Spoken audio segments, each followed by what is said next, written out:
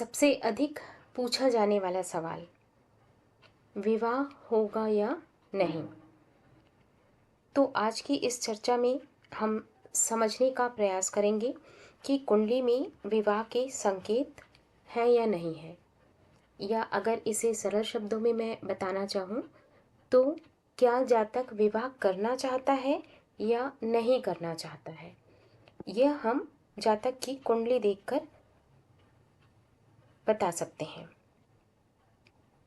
वैदिक ज्योतिष में विवाह का प्रॉमिस या विवाह है या नहीं यह देखने के लिए हम सब मुख्य रूप से सप्तम भाव, उसके स्वामी शुक्र और साथ ही इसे 100% वेरीफाई करने के लिए नवांश कुंडली को भी देखते हैं।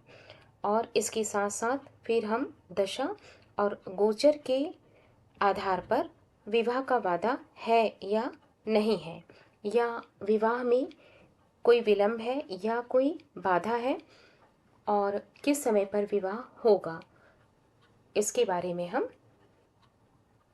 फलादेश कर सकते हैं। तो आज मैं आपको एक उदाहरण कुंडली देकर आपको समझाना चाहूँगी कि क्या इस कुंडली में विवाह का प्रॉमिस है या नहीं है।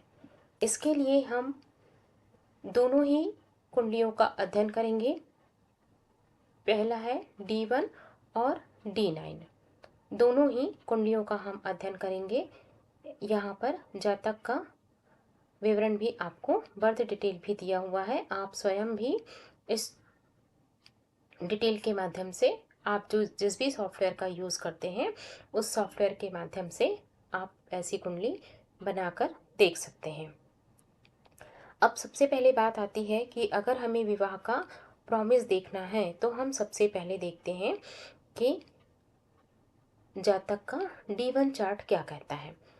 तो D1 चार्ट में आप देख रहे हैं कि यह जो कुंडली है यह 10 नंबर यहाँ पर लिखा हुआ है, मतलब यह मकर लग्न की कुंडली है।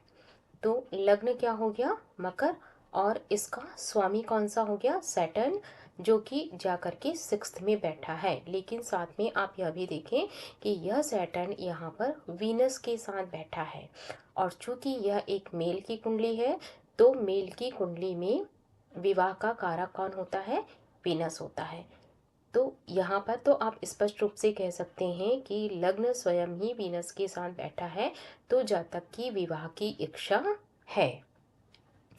उसके बाद हम आते हैं 7th हाउस पर। 7th हाउस आप देखिए, 7th हाउस में 4 नंबर लिखा हुआ है, मतलब यह कर्क राशि है, और कर्क राशि का लॉर्ड जो होता है वह मून होता है, और चंद्रमा स्वयं ही सप्तमेश होकर के सप्तम भाव पर बैठा हुआ है।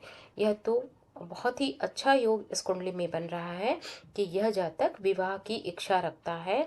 और यहाँ पर मून जो है, चूंकि मन का कारक है, इसलिए हम यहाँ पर यह भी स्पष्ट रूप से कह सकते हैं कि मन विवाह के लिए लगा हुआ है, और जो जातक है वह अपने जीवन साथी से भावनात्मक रूप से जुड़ाव महसूस करेगा, और अपने जीवन साथी से यह भी उम्मीद रखेगा कि वह भी भावनात्मक रूप से उससे जुड़ा हो। D1 चार्ट में ही हम तीसरी स्थिति यहाँ देखेंगे कि देखिए जुपिटर यहाँ 3rd हाउस में बैठा हुआ है, और 3rd हाउस से इसकी जो 5th एस्पेक्ट है वो कहाँ पर पड़ रहा है, वो 7th हाउस पर पड़ रहा है। ठीक है, तो इस प्रकार से हम यहाँ पर कह सकते हैं कि D1 चार्ट में जातक के विवाह की इच्छा स्पष्ट रूप से दिखाई दे रही है। अब हम इस प्रॉमिस को अगर फाइनलाइज करना चाहें तब हम D9 चार्ट में आते हैं, जिसे हम नवांश चार्ट भी कहते हैं, नवांश कुंडली या वर्ग कुंडली कहते हैं। तो यहाँ पर जब हम देखेंगे कि नवांश कुंडली में, नवांश कुंडली है मिथुन राशि की कुंडली है, सॉरी मिथुन लग्न की कुंडली है, और यहाँ पर जो सप्तमेश है गुरु, सप्तमेश गुरु जो है वो 10th भाव में आकर के, सॉरी माफ करिएगा, गुरु जो है यहाँ पर सप्तमेश होकर के 8th भाव में बैठा हुआ है। अष्टम भाव में सूर्य के साथ बैठा हुआ है। इसका अर्थ यह निकलता है कि यह जातक विवाह को हल्के में नहीं लेगा। इसके लिए विवाह एक गहराई से समझी जाने वाली प्रक्रिया के अंतर्गत आएगा। और इस प्रकार के जो जातक होते हैं वह अपने विवाह के को लेकर के काफ़ी गंभीर रहेगा। ठीक है। और सूर्य के साथ में जुपिटर है तो वह यह दर्शाता है कि वह अपने जीवन साथी से भी यही उम्मीद रखेगा कि विवाह के प्रति आदर्शवादी दृष्टिकोण उसका भी होगा, जीवन साथी को वह सम्मान भी देगा और अपने जीवन साथी से सम्मान की इच्छा भी रखेगा। और साथ में यह भी संकेत देता है कि चूंकि सप्तम भाव जीवन साथी का होता है तो जीवन साथी चूंकि धनु लग्न का है तो जातक चूंकि यह मेल की कुंडली है तो जातक की पत्नी कैसी होगी, धनु लग्न जुपिटर। जुपिटर मतलब पढ़ाई में अच्छा एजुकेशन हाई होगा। और चूंकि सन के साथ है तो वह स्वयं भी अपने खुद के लिए भी मान सम्मान की इच्छा रखेगी। फिर हम देखते हैं विवाह का कारक जुपिटर स्वयं ही भाग्य भाव में बैठा हुआ है। तो यह तो बहुत विवाह के लिए बहुत अच्छा प्रॉमिस देता है। और साथ में यह भी बताता है कि चूंकि भाग्य भाव में बैठा हुआ है अर्थात इस व्यक्ति के विवाह के पश्चात इसके भाग्य में उदय होगा। पत्नी के आने से इसका भाग्य खुलेगा। ठीक है। अब उसके बाद आप यहाँ पर देखेंगे पंचम भाव में चंद्रमा बैठा हुआ है और चंद्रमा किसका कारक होता है, मन का कारक होता है। पांचवा घर किसका होता है, पांचवा घर प्रेम का होता है। इसका मतलब ऐसा है कि यह जातक अपनी पत्नी के साथ प्रेम पूर्वक रहेगा। मैं यह नहीं कह रही हूँ कि इस कुंडली में प्रेम विवाह या लव मैरिज के संकेत है। यहाँ पर यह है कि चूंकि पंचम भाव में मून बैठा हुआ है तो यह मून प्रेम संबंध को दर्शाएगा। तो इस प्रकार से इस कुंडली को देख करके हम स्पष्ट रूप से कह सकते हैं कि जातक के मन में विवाह की इच्छा है और जातक को अपनी पत्नी से मान सम्मान की इच्छा है।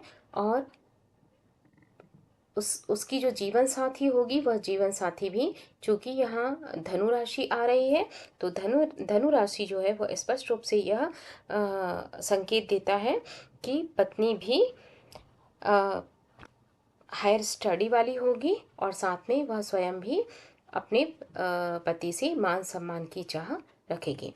तो इस प्रकार से हम बहुत ही आसानी से लग्न को देख करके, सप्तम भाव को देख करके, सप्तमेश को देख करके और विवाह के कारक वीनस को और जुपिटर को देख करके तथा मून की स्थिति को देख करके हम बहुत ही आसानी से जातक की कुंडली में विवाह का योग कैसा है यह समझ सकते हैं।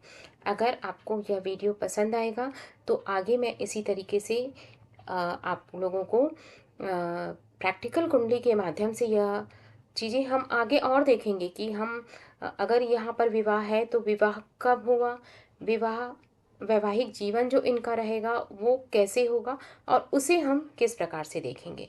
अभी हमने केवल यह देखा कि जातक की कुंडली में क्या विवाह के योग है या नहीं है, विवाह का प्रॉमिस है या नहीं है, जातक विवाह करना चाहता है या नहीं करना चाहता, या कभी कभी ऐसा होता है कि पारिवारिक दबाव या एक सामाजिक प्रेशर होता है हमारे देश में कि विवाह करना आवश्यक है, कहीं जातक इसलिए तो विवाह नहीं कर रहा है। तो इस कुंडली में हमने बिल्कुल प्रैक्टिकल कुंडली मैंने आप लोगों को दी है, ये कोई मेरी मनगढ़ंत कुंडली नहीं है। यहाँ पर स्पष्ट रूप से हमने देखा कि जातक को विवाह करने की इच्छा है।